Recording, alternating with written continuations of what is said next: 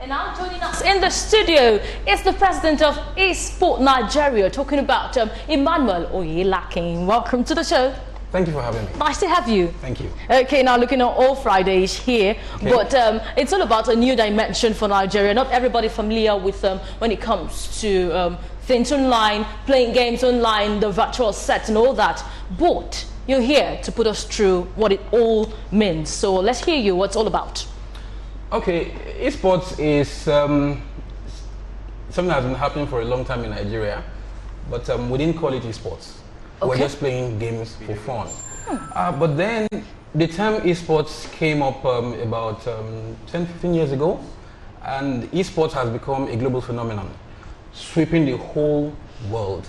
And now we see the major brands in the world wanting to be involved in esports. Okay. Now, coming back to Nigeria, we are also trying to develop the esports industry to make sure that we raise the standard as much as possible to match what is obtainable out there globally. Okay. Now, looking at this right now, you're talking about not only playing games. Playing games, you mean the PlayStation, the PS2 and all that. Yeah. What's the significance of having to bring this to Nigeria? What is the aim?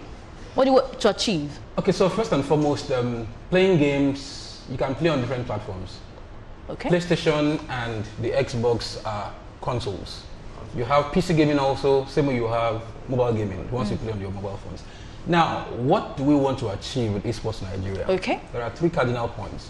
First and foremost, we want to create an industry.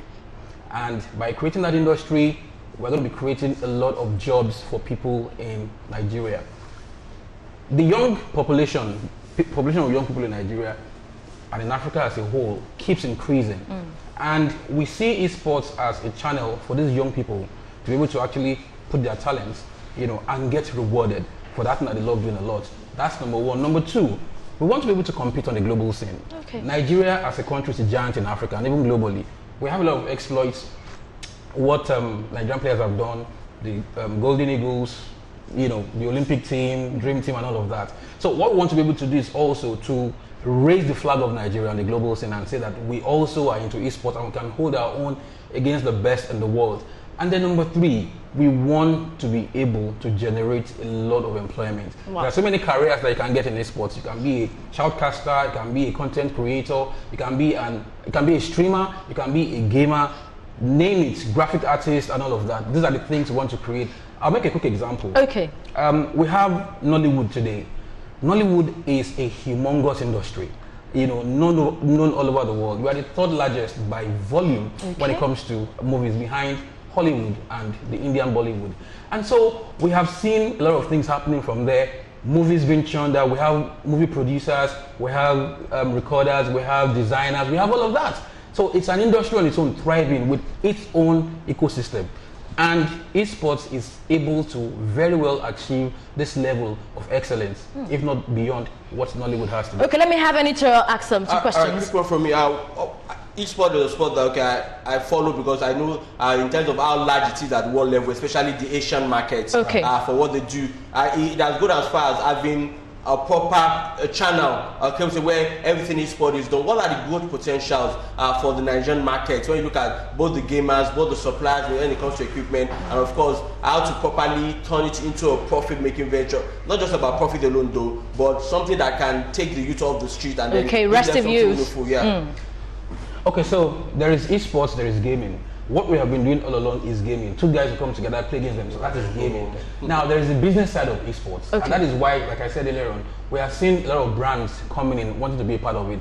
Because, for instance, if Arsenal and Chelsea are playing today, you can imagine the whole gamut of business happening behind it. Gate fees, designers, Adidas, all of that, sponsorship. Now, for Nigeria, we haven't been playing well on the global scene, and that is what we want to be able to achieve. We want to bring the biggest gaming bodies all over the world to come to Nigeria. Nigeria is a huge market. There's a report that came out last year from Newzoo. Newzoo is a statistics company, and in that report, they focused on Nigeria, and they said that Nigeria has about 61 million people who are online, and this was at 2018. I'm sure by today it's way more than that. Now, not to be greedy and to be a little conservative, I can tell you that out of those 61 million, at least 1 million of those guys are gamers. True. You know, for instance, our PUBG community is #1 in Africa. PUBG is another game. They say it's an FPS game. We are the #1 in Africa in that category. And so, one way we can do a lot of business from there is when you're playing your game and you're creating content, people want to see what you're doing. Nigerians love entertainment a lot. Definitely. Movie houses, before you know it, they're filled up. Nigerians want to, you know, have fun, be thrilled and all of that. The football field is packed and all of that. So the same thing with the esports. If you can create that environment where people can actually derive a lot of fun and thrill from what you're doing, then you can have people come online and say, I want to see what is happening here. So that way, sponsors will want to have their brand associated with you. So that as people are coming to see what you're projecting, your brand is also there. So there's a business aspect also that comes with that. Talking about international bodies that has got to do with esports generally, I often follow the FIFA version of the eFootball World Cup, and I don't think I'm yet to meet any Nigerian qualifier. I look at an angle because naturally I think most of the entry sport for major sport, while other sports are doing their best and are going consistently, football is the major entry sport. You go online on social media, you see guys bragging about I can beat you on PS on FIFA or PS and stuff like that. How close are we to having a proper and adequate representation? And then what event or package products do you have currently that brings about esports to life? Okay, so before now, Nigeria and maybe Africa, we were basically unknown in the world of esports. We have competitions happening everywhere, to the point that we even have regions now for esports. They talk about Latin America, they talk about SEA, Southeast Asia, they talk about North America, they talk about Europe. Nobody talks about AFR or AF. There's no Africa there. You know, so what we're trying to do now is to bring Africa and Nigeria. Well, I'm Nigerian, so I have that personal bias. You know, so we want to bring Africa and Nigeria into that global space. Now, the way we have gone, you know, towards achieving that is this. We have a continental body for esports in Africa called so for now it's called the Africa Esports Championship, but it is being groomed to metamorphose into a continental body. So the same way you have CAF for football, this body will be the body for esports in Africa. The currently the office, the headquarters is in Nairobi, Kenya, and we have an event coming up in October called the Africa Esports Championship. So it's going to be like the current All Africa games that we're having at the moment. Yes, that's going to bring together several countries. All the Candy Crush players, they can kill off. Yes. So we have about 30 African countries that have signed up to be part of this event, and here in Nigeria we are running qualifiers. Each country will run their qualifiers and choose their representatives to come, to Kenya to represent their country there. So we have run the city qualifiers in Lagos, Abuja, Port Harcourt, like that.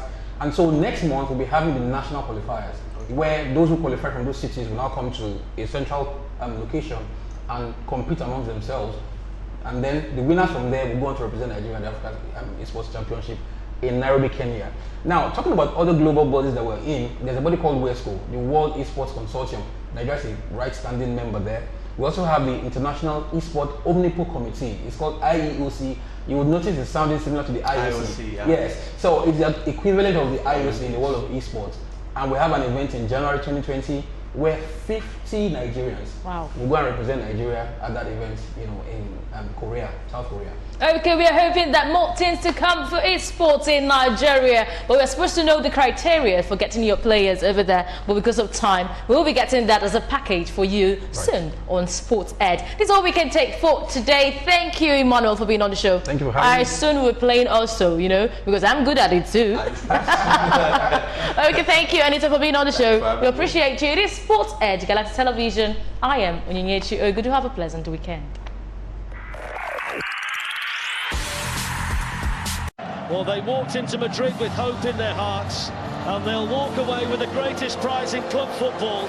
Jurgen Klopp and Liverpool's King to the Cot are champions of Europe once again.